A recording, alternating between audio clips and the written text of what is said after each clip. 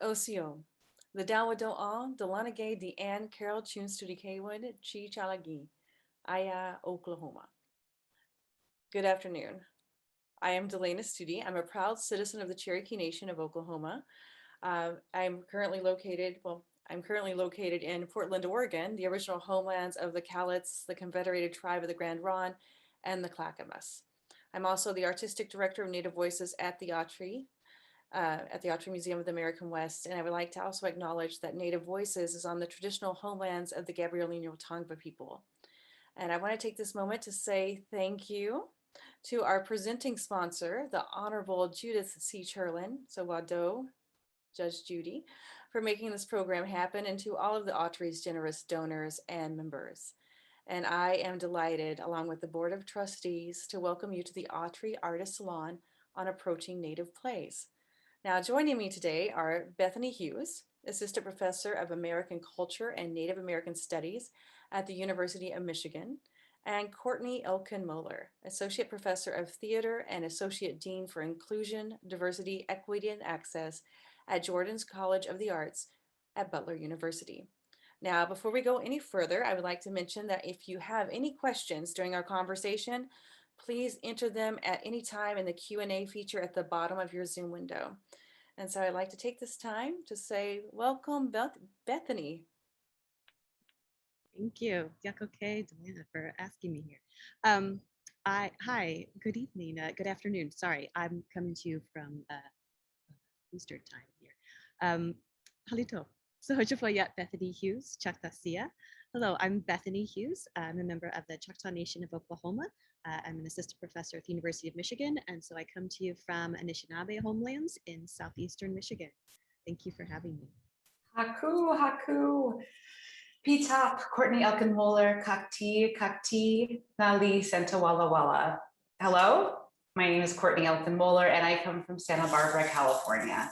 Barbara Chumash is unfortunately not a language that I grew up speaking, and neither did my father, even though we really wish that we had been. And so I, like many people with Native Californian ancestry, I'm doing my best to learn what fragments of the language do exist, and I am always really grateful when I have the opportunity to speak them publicly in practice. So thank you for letting me do that.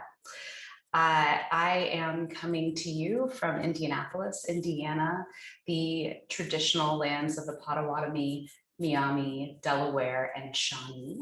DeLanna kindly asked that I would maybe do a little bit of a more extensive land acknowledgement, just to ground us all here today in a moment of gratitude, because that is a very generative way to begin.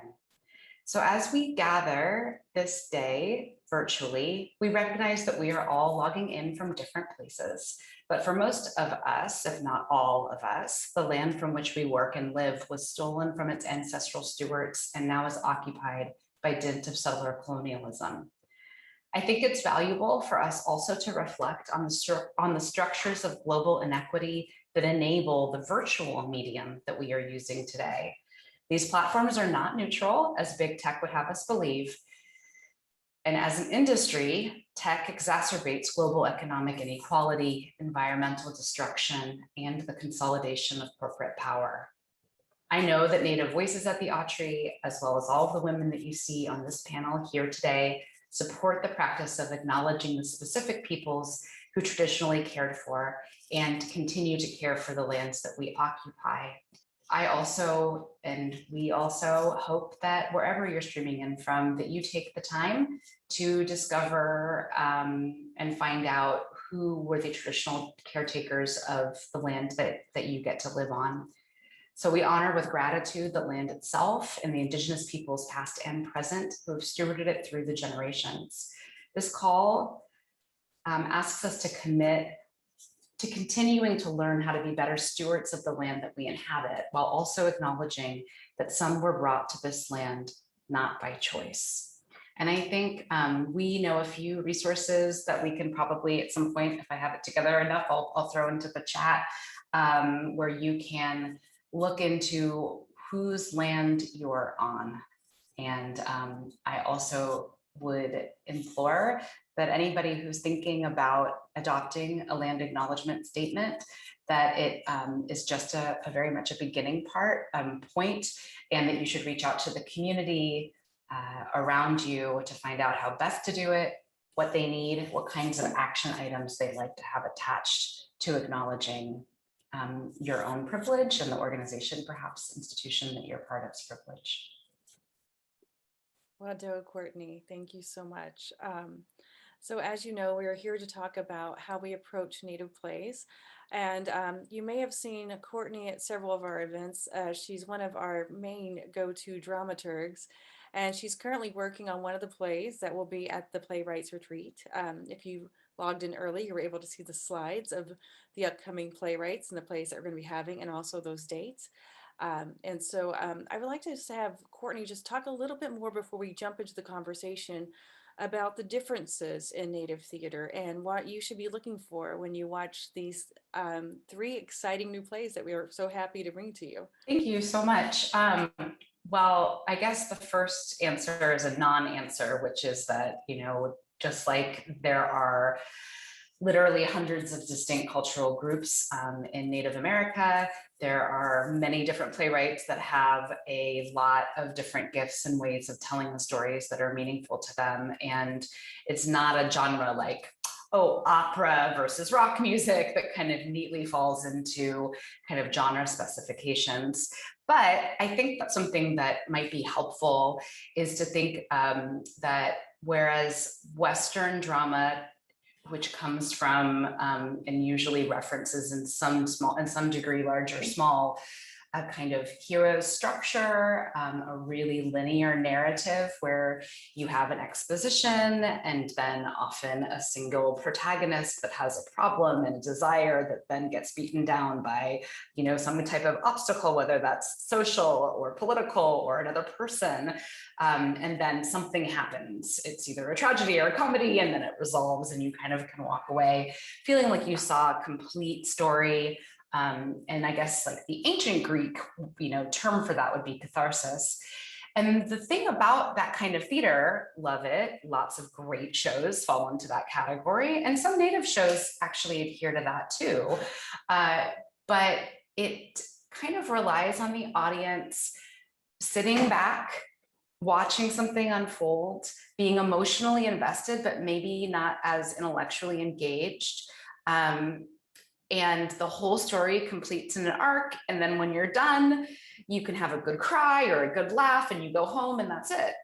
A lot of Native theater is really attempting to create community, not just the community that's present in by virtue of being present, like the audience and the actors on the stage, but that too, for sure.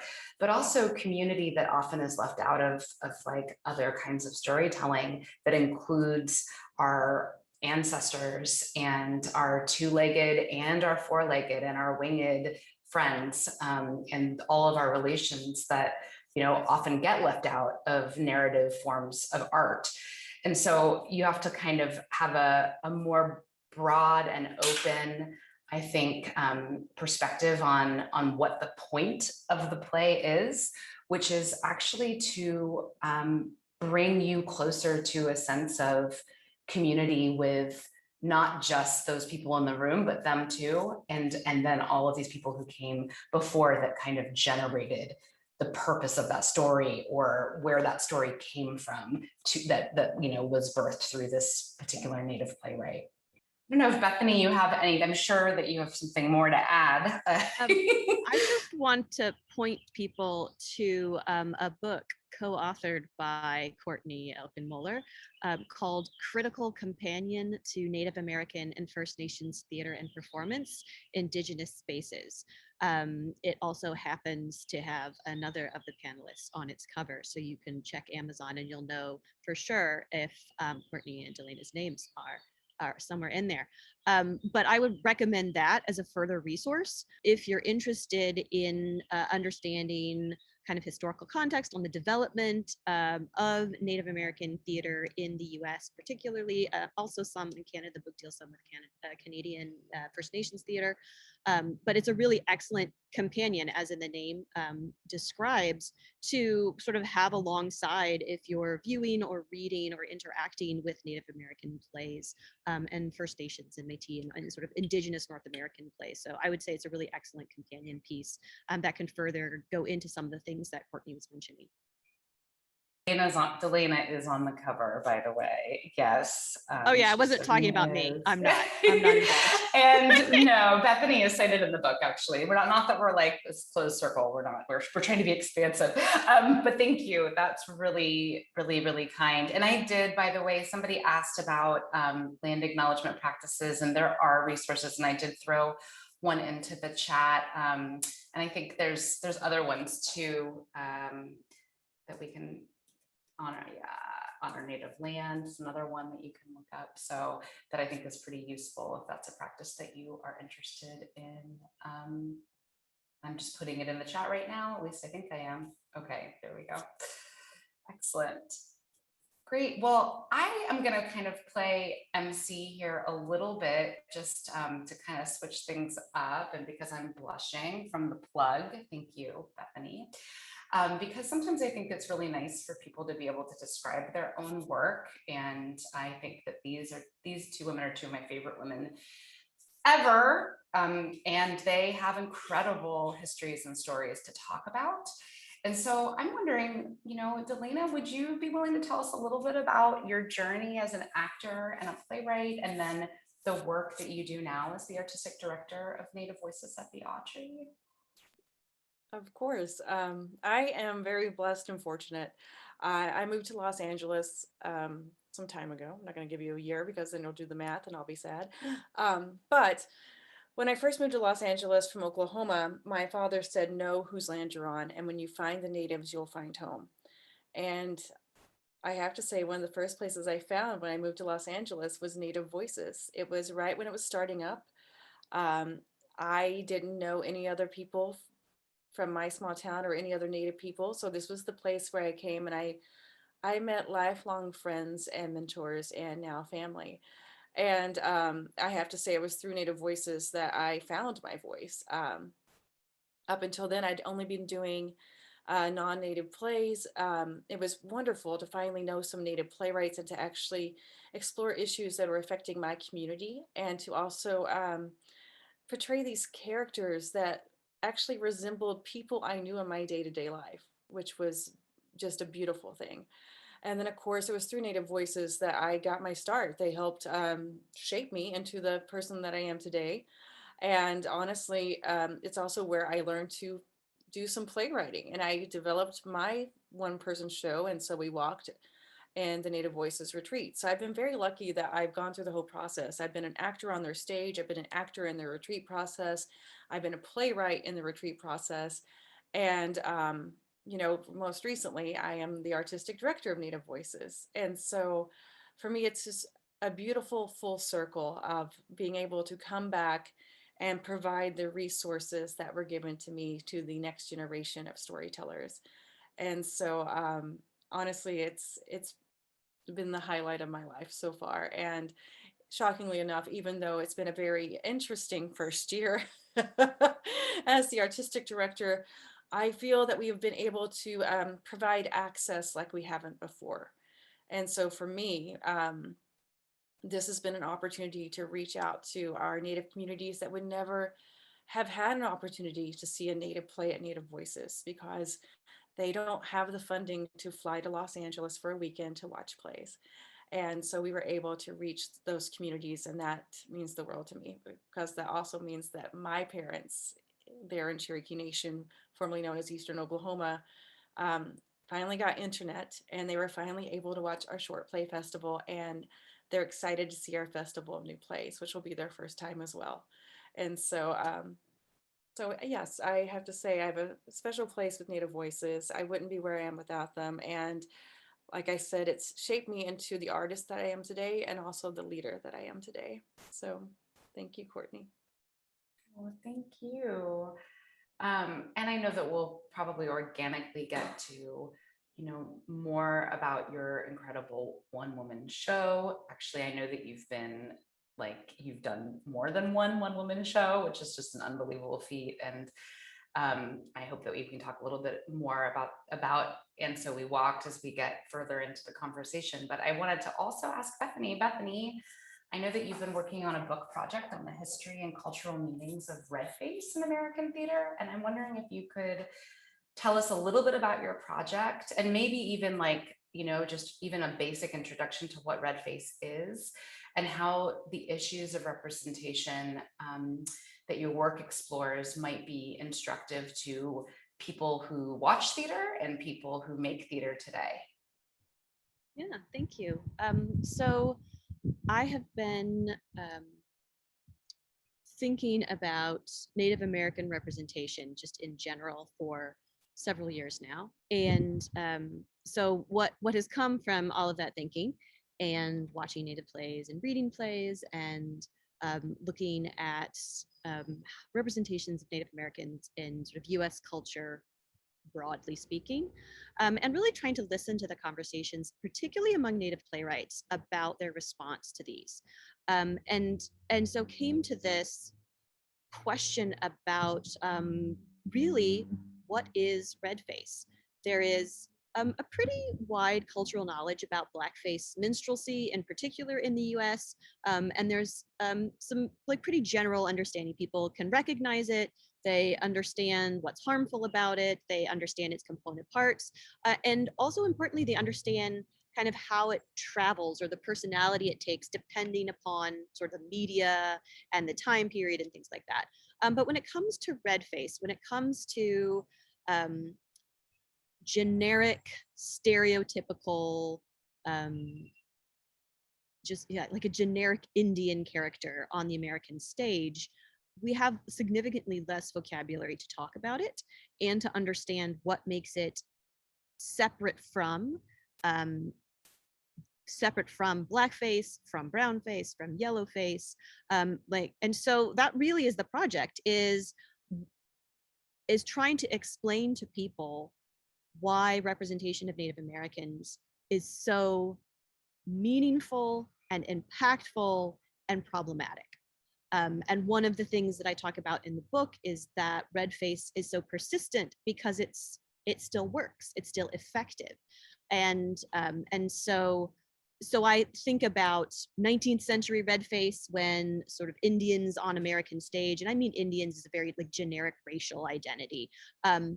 So the sort of development of the Indian in popular performance in early 19th century into Wild West shows and Buffalo Bill and how the Indian circulated and became so overwhelmingly identifiable that it then travels into film and television and print and so then what do we do with it, really sort of post 1960s American Indian movement, civil rights, those kind of things, when there becomes this sort of American awakening to Native American issues, a shift towards sympathy in Native American representation.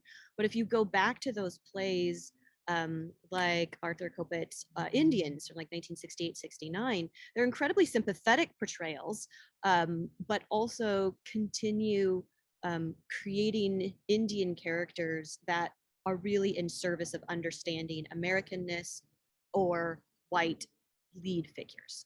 And so there's a way that American theater, even in its attempt to become more sympathetic to sort of Indians and Indian causes, still was perpetuating the kind of generic racial identity representation that had been going on for over 100 years. And so I think a lot about what are the component parts of red face, and the book is trying to say it's more than makeup and feathers. It's more than feathers and face paint. And you have to think about it dramaturgically, about how Indian characters work in the structure of a play. What do they do for a play? How does the play treat them? You have to think about it culturally. What does these really reductive representations of Native people do for Native lives? And part of the project also is to articulate for those outside of the Native community the really high political stakes that come into play among Native American representation. And so I think it's really easy for, I teach undergrads at the University of Michigan, and it's very easy for them to get red face isn't good and we shouldn't be racist. But to get that part of why red face isn't good and part of what racism and racist understandings of Indians does is it forecloses the possibility of America seeing Native nations as nations. And so this is why I'm trying to sort of convince people that red face is really high stakes. It's not just feathers and face paint that are sort of embarrassing to American that we ever did that, but that it's an ongoing process of really trying to control what indigeneity is and what indigenous nations can be and in fact are. So that's the when you're talking about this, I was thinking it's a great answer, and it really made me think about you've got the popular culture Indians that everybody knows about that show up are, the Washington football team, other kinds of mascot kind of Indians, and then maybe like Disney's Pocahontas. That's like the mainstream white America knows. And those are all examples that are tied to red face, and additionally function mostly for the benefit of white people working out their thoughts about being usurpers to this land, and white people working out their anger or justification or grief over it or guilt over it. And I think this really opens up a really great opportunity to actually go to John Quick asked in the Q&A over here, pull back the curtain on the Seasons project, and we will get there. Or if DeLanna says we can, I don't know what the what the timing is on that. But just to kind of like flow here, I think that's exactly why what Native Voices at the Autry every year with Native created plays with all Indigenous artists, or as many as we can get working on the projects. That is like why it's so powerful, is because up until, fairly recently, a lot of the representations that Native people had of themselves, or even were allowed to like be cast in and do, were fulfilling white desires or white told narratives in a way that's akin to red face. And I think that's like the opposite of what Native Voices does. It's about breathing life into the nuance and depth and complexity and poverty and wealth and drug addiction and sobriety and nurses and doctors and medicine people and all of the above that Indigenous people can be, which is completely opposite from Chief Eleni for University of Florida, or other kinds of or Pocahontas in Disney's Pocahontas. Yeah, I get questioned a lot about, well, how could we fix this, right? Like, how could we take this show that, has problematic representations, and how can we revise it or things like that? And really often the case is tell a different story. And this is what Native Voices does, is it tells a different story. It's not that you can't have Native characters and non-Native characters and, all of that. But the idea of telling stories that do different things is really one that is incredibly powerful, and I think is one of the only ways to shift broader American understanding of Native people. We need more stories out there, more stories that are complex, more stories that are funny, more stories that are scary, and all of these things that we need more than this one figure that has dominated for a long time, and that I think American audiences are ready to do away with. Like, they get that it's not quite true and it's not quite real and it's not quite what they want, and they really want something that's sort of deeper. And like Native Voices has for a couple decades now been developing those deeper stories and producing them and helping to circulate that. So, DeLanna, are you going to pull back the curtain? I like the theater language. That's really appropriate. Are you going to pull back the curtain on these season's projects? You know, for John Quick, I will. Hey, John. um, as you know, we're moving into our playwrights retreat. That will be virtual again this year. We are staggering the shows, which is something that we did last year when we were in the virtual realm, just because usually we do them all in one weekend. I love that we are having 3 different kinds of Native storytelling, that we are telling stories by women and non-binary people this year, which is very exciting. Our first play that's coming up is going to be on Tuesday, June 15th at 5 p.m. Pacific time. And that's Kakalei by June Thiel, who is Athabascan and Yupik. And it's one of my favorite shows. We'd actually chosen this for the retreat the year before, but because June and their partner were expecting a baby, and we didn't know about COVID, they weren't able to come. So we're very happy that this year we can still have June and their partner and even the baby to be part of it, because they're all going to be working together from their home in Chicago, which is something um, which is something we haven't been able to do. I mean, that's one of the things about what's happening in this virtual realm, is we can finally work with people, people we've always wanted to work with from all parts of the country. And so Kakalei is basically, they call it a magical modern tale of queer Indigenous artists that wrestles with her culture, her identity, and her relationships, and possibly even a real life monster. And it's an Athabascan Yupik tale, and um, yeah, it's a nice blend. I always like to say that Native plays exist on many planes, and and that's usually not what people who want to see traditional American theater are expecting.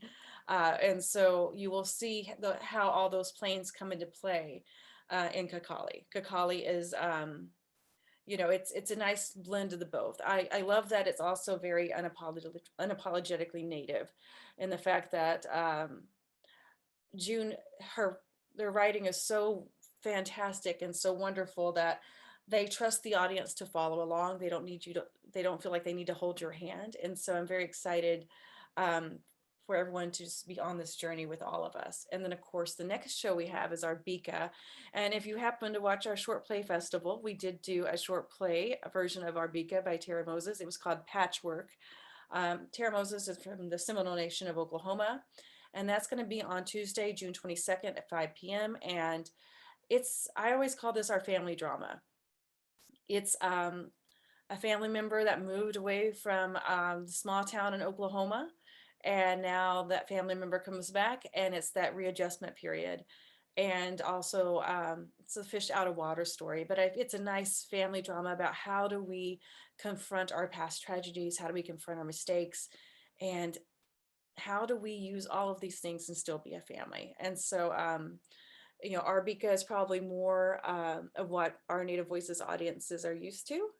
And so but like I said, it's a wonderful family drama, and Tara Moses is a fantastic writer, and I cannot wait for you to see that short play become a full length. And so that's what we get to have. And then of course, And our it's last, funny. It's oh, it's funny. hilarious. Arbika is very funny. Yes. And in fact, there's a moment, I don't want to give too much away, but they actually kind of address the expectations of kind of a red face within the play to a certain extent too. There's um, some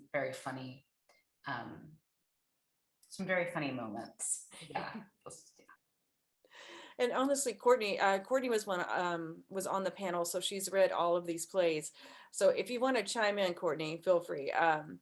The Our last play is When We Breathe by Jay-Z Bates, who is Huron heritaged. It's going to be on Tuesday, June 29th at 5 p.m. And Jay-Z is just a master of words. I mean, she's just a wordsmith that just, oh my goodness. Um, in fact, one of the panelists who was reading the plays described When We Breathe as a chocolate tort. Was that you, Courtney? It was not me, but I do agree with that. It absolutely, I love chocolate, and I think this play is a very much sensory. It's a sensory play. I think it's going to be fantastic on the Zoom platform, which I say about almost no plays. So like this is a play that I actually think can really do some very interesting things remotely. So it's kind of exciting that that gets to be the reading of it, I think. Really poetic. Very I poetic mean, spoken word. It's like I said, Jay-Z has this mastery of the language that I would read anything that she's written over and over and over again. She did write this for a Zoom reading. It happened. She thought that was the platform she wanted it to be on when she first started conceiving this play. And so we're very happy that we get to do it. And also When We Breathe has been getting a lot of recognition. It's been up for some amazing awards. It's a recent finalist and won. I'm sure I'll let Jay-Z share all of that news, but it's very exciting that it's going places. And I have to say, that's always been the goal of Native Voices, is that we are a launching pad for these Native plays. We should not be the only production for these plays. And our goal is to get these plays produced in as many theaters across the country as possible. So thanks for the question, John. I hope that answered it. And of course, I'm excited for you to tune in and see. And like I said, you're going to get different levels of Indigenous storytelling. So I'm very excited about that. well, I see this cool question in the chat. Thank you, Jenny. Davidson Goldbraun. Why is it significant that the Autry is the home of Native voices, and what are the possibilities in terms of storytelling within the museum unto itself? And of course, DeLanna, I want you to answer that, but I'm also thinking about community building, right? And the importance of place when we are creating theater in a kind of more broad sense. And what does the relationship between, when we all think of theater and community as having a relationship, so everybody thinks that from a high school play to a community theater play, but what does it mean to to do Indigenous work that is within community and tied to community? So Delaney, I'll let you start with the Autry, like the specific question about the Autry being, why is it going to be Autry is the home of Native voices? And what are the possibilities of storytelling within the museum? But then Bethany, I'd like you to think about the importance of place sort of as a category of aesthetics, right? With theater making in Indigenous theater. No, thank you, Courtney, and thank you, Jenny. The Autry, oh my goodness, we are very lucky that this year we are part of the Autry umbrella. Now, just so you know, Native Voices is always, well, not always, we've had a physical home at the Autry for the past 20 years, but we were never really part of the Autry. We were sponsored by the Autry, we had a physical space, but this year we're actually part of the Autry. And so that's a huge step for us, and we are very grateful.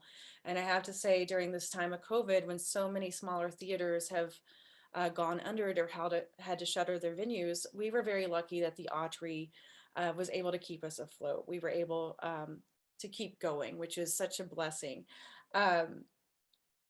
Having said that, we've never really partnered with the Autry. We've never really done anything in the courtyard or the museums. And so this is a wonderful opportunity for us to actually work in connection, in partnership, in collaboration with the Autry and their curators. And so we have a lot of plans for how we're going to integrate that voice into the Autry.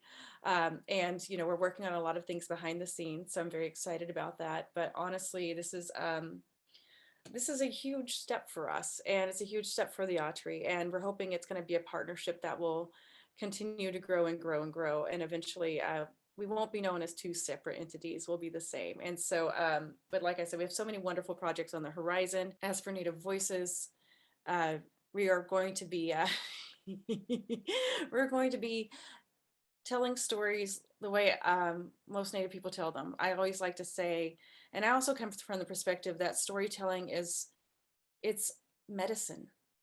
It's a way of healing, and it's a way of joining communities together.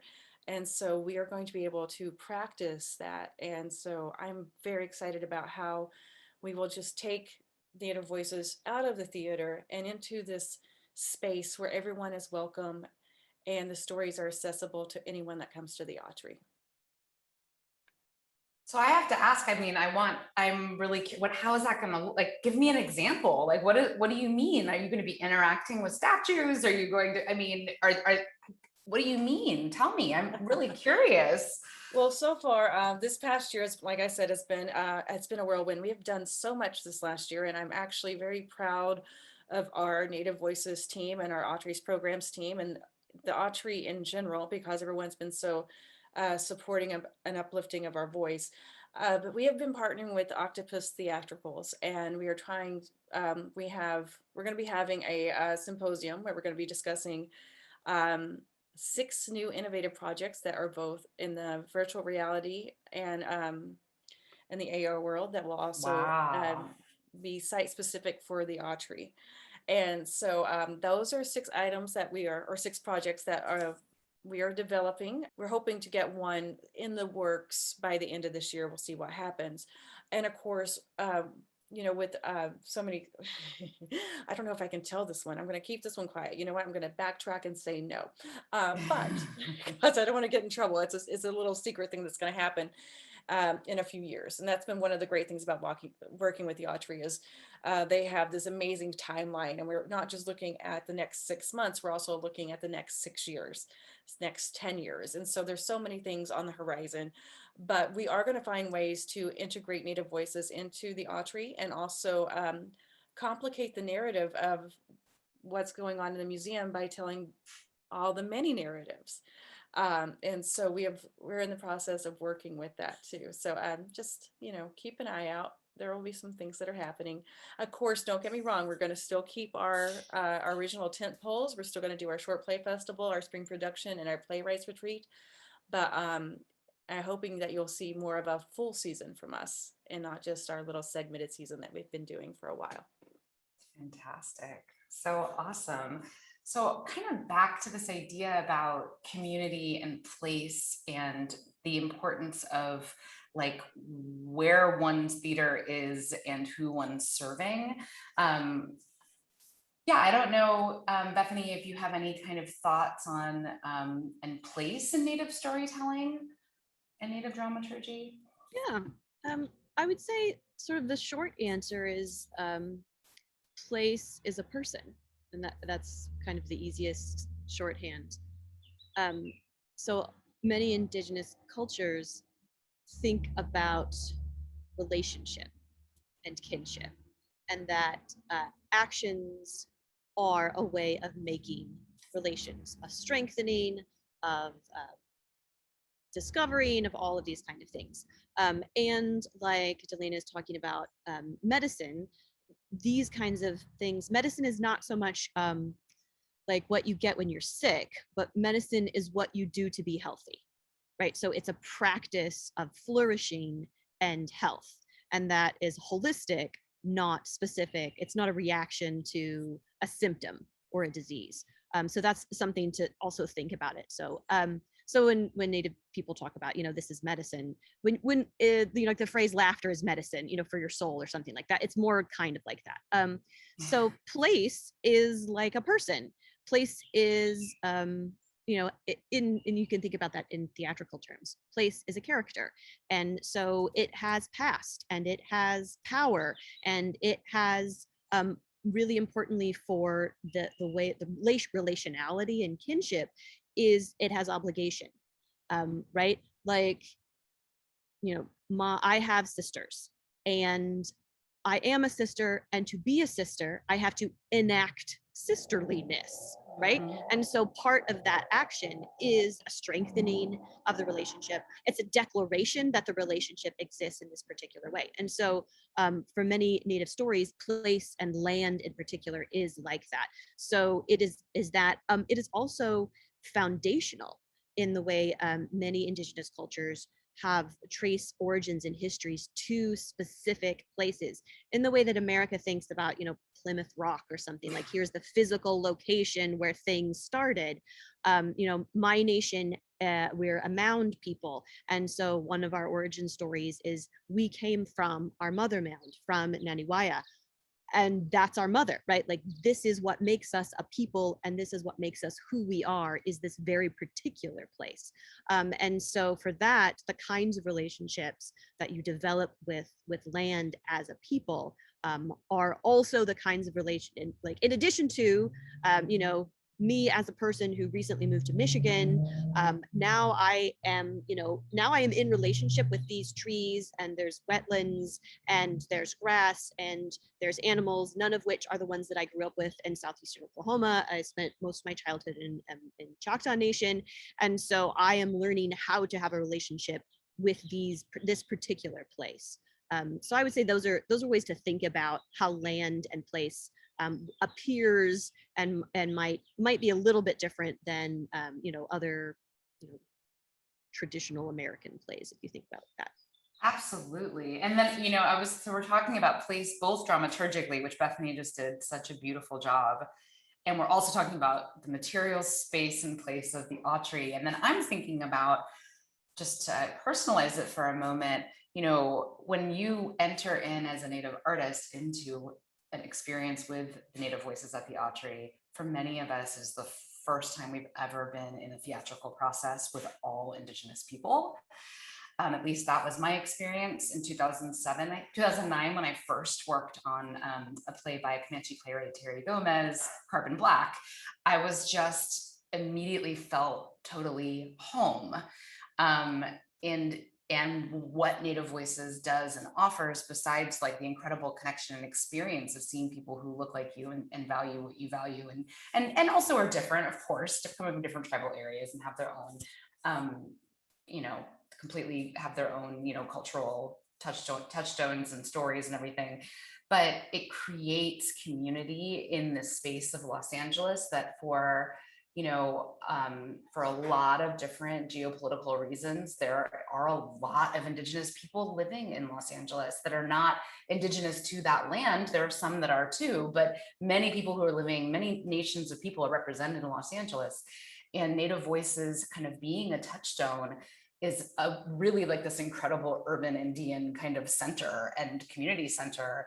And I think that also can be really helpful for non-Indigenous people to get in touch with this vibrant community, contemporary community that's made up of all of these different, people from different nations from across the country, and learn a little bit about how Los Angeles, what it means to our people to be guests on that land, and that perhaps will shift maybe a wider audience to think about how they're relating to the place that they're living on in Los Angeles as well.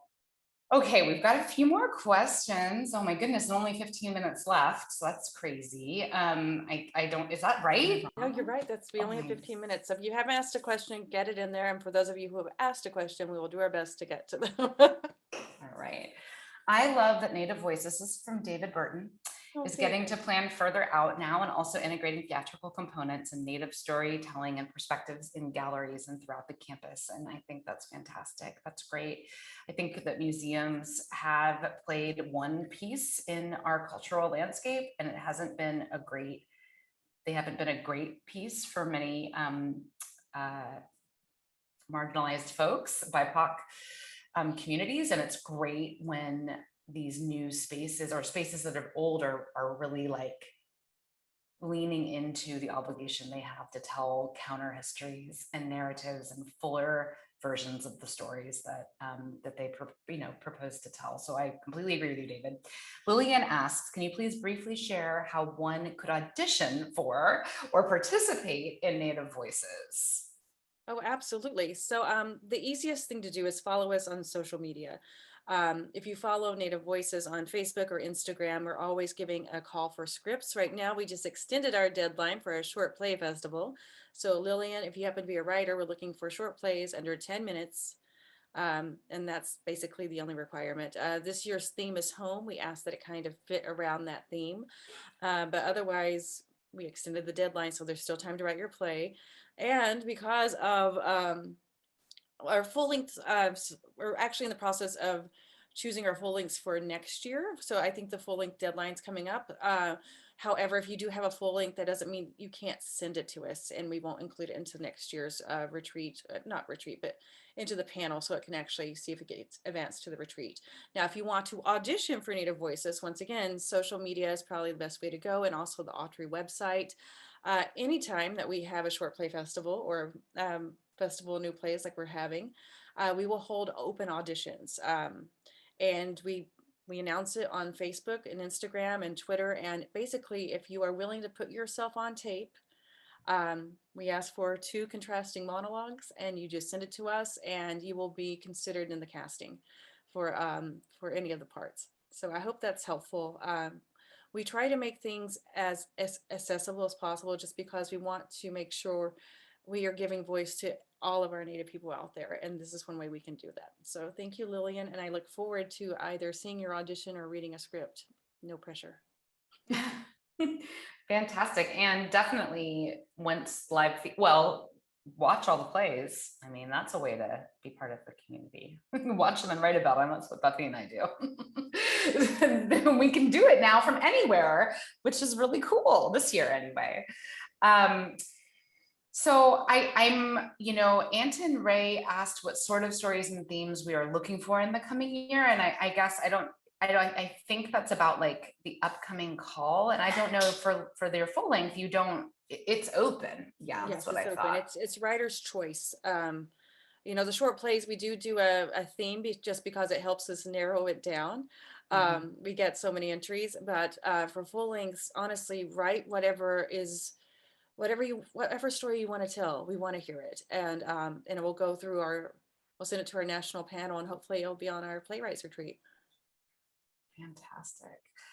So I'm just wondering, what are some of I've been thinking about this a lot lately. It's one of the things that Bethany and I do when we're not here with you in Native Voices panels is we kind of are the officers for this academic organization, the Latinx, Indigenous, and the Americas focus group in the Association for Theater and Higher Education. Oh my goodness, listen to all those letters and words. But when we are doing that frequently, the larger conference will ask us to find Indigenous people who will come and like bless the land before the conference starts, or kind of like, usually it's very well-meaning interest, but often it's kind of comes across like a somewhat of a request for a token sort of role in a larger organizational event. And so that's been making Bethany and I talk a lot about like, how can we gently and lovingly sort of flip the script on that by asking, what we as an organization can do for Indigenous peoples or Indigenous artists. And so I mean, obviously, I know that one way that one thing that people can do would be to become a member of the Autry and support Native Voices, support events like this and the playwrights that are pouring their hearts out onto their plays, and the fact that it's always really professional treatment for the play development process, and also for everything that Native Voices and the Autry does. I didn't know if there was something more specific that an anonymous attendee wants to know how we can support Native Voices at the Autry. And I mean, is it just becoming a member, donating?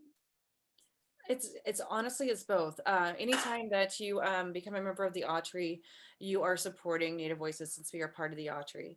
And of course, you can be a donor. We'll gladly take any donation. No amount is too small, as people will tell you. And of course, if you want to make a big donation, we won't turn that down either. But you can go to theautry.org for more information about that.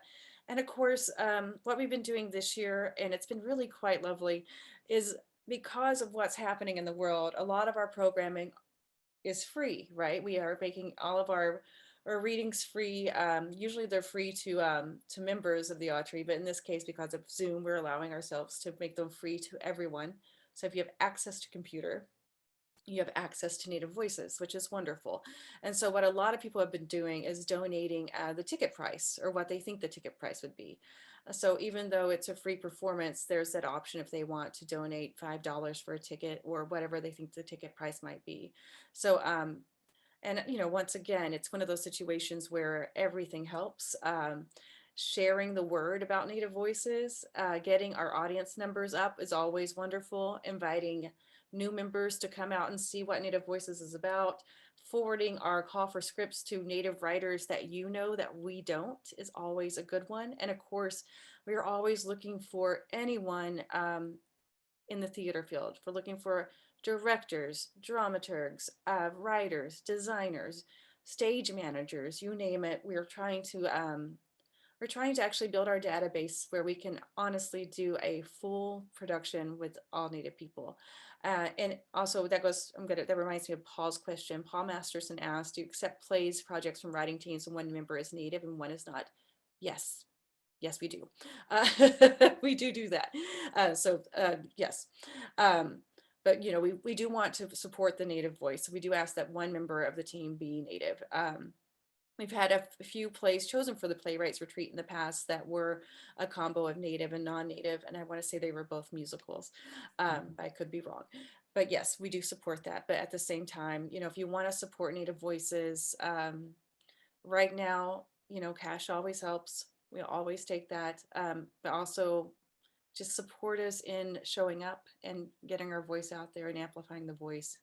So I hope that's helpful, and I'm sure if someone wants me to plug anything else, let me know. But go to the autry.org, and that's the best way you can find out more about us and how you can be of service. So thank you. I appreciate that.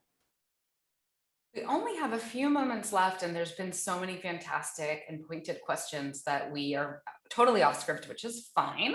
But I did want, because I think that we sort of have walked into this anyway, and I do think it's a really important question that we all should be asking of ourselves and our audiences as theater makers. So, question about allyship.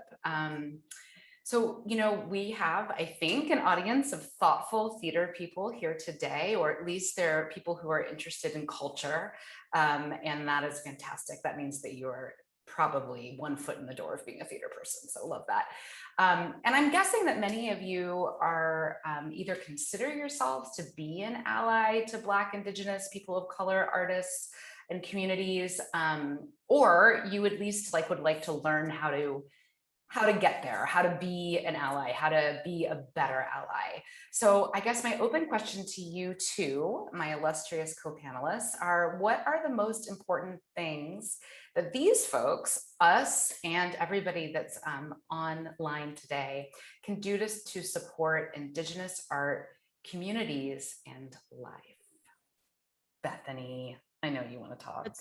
That's a huge question. It's a great, you have 2 minutes. I'm just kidding. Okay, 2 minutes.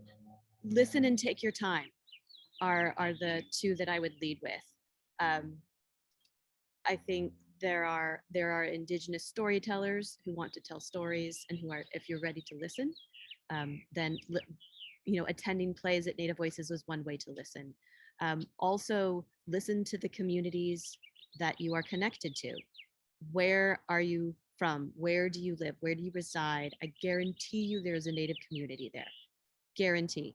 Or a Native community who would like to be there, who has been kept from being there. So listen, what are the needs? What are the celebrations? What are the values? What are the celebrations that happen in this community? And those kind of things, it's an opportunity to build relations, right? This is what I was talking about earlier. Knowing where you are, knowing who you are, knowing who you're with, and working to make all of those relations healthy and flourishing. And that takes time. And so it's not an overnight thing, and you shouldn't feel frustrated if in 2 months you haven't figured out everything you'd like to about where you are and the people group and how best to advocate for whatever it is that they're working on, whether that's tribal gaming or language revitalization or runs and walks and memorial things. I mean, all sorts of stuff happens, right? COVID vaccination sites, that's a thing in the Native community, right? So give yourself time and know that you're developing a relationship, and listening is a really great way to do that. No, thank you, Bethany. I love that. And I think that's always something, um, people forget when they're moving into Native communities, when they want to collaborate with the Native community and they haven't done so, is that it does take time. You have to build those relationships. A lot of our communities, we've had so many things taken from us. So you have to go and you have to really build those bridges and build those relationships. And also, I always like to say, don't think of it as a one off. This is a continuing, growing relationship. And I always like to come at it from the spirit of Gadugi. And I know if you've been on any of my panels or heard me talk, you'll hear me always talk about Gadugi. Gadugi is my favorite word in the entire universe and is a Cherokee word that means the coming together of a people to celebrate, support, and promote each other. And, for every good thing that comes our way, we also like to think, how can we give back to our community? And so it's that reciprocity. And so I like to think that we come from a place of, how can we be of service? And how can I use my voice to amplify your voice? And I see that a lot when with new allies, as they want to come in and be the mouthpiece for the group. But the important thing is to sit back and let the elders, and also our young ones, we're learning so much from them now, to sit back and let them take the lead. It's one of my favorite things is this. I do a lot of panels, and and they talk about WAIT, right? The acronym WAIT, and it means, why am I talking? And also, why aren't I talking? So if you're a person that's talking all the time, maybe sit back and let someone else talk. And if you're a person that hardly ever speaks up, maybe it's time for you to take that step forward. And so I always like to work on that as well. But honestly, um, I think a good ally will come in and they'll help us amplify. And, I keep saying the word amplify, but honestly, in regards to what's been going on in this world, especially with the Washington football team, I don't think we would have had that big change if our voice wasn't amplified by Black Lives Matter, just because that was an issue we've been fighting for 40 years. And also, if they're relying on population, or what, almost 3% of the population, so we need to be amplified. And so that's, take your time, get to know us, and know that we want to build a relationship with people. And it's a worthy relationship. So thank you. Thank you both so much. As always, spending time remotely, I can't wait for it to be again in person. Is with you is just the best time, and I just am so grateful for your friendship, both of you, and for the opportunity to speak to whoever is out there in the virtual universe supporting the Autry and Native voices and Native theater. We are just really happy that you're here. I do diversity, equity, and inclusion work. It's like one of the things that I try to do, one of the ways that I try to serve the place that I work. And I always say, my big method is to say, it's not to like preach at anybody, but rather just to say, come over here. It's fun over here. It's much nicer over here.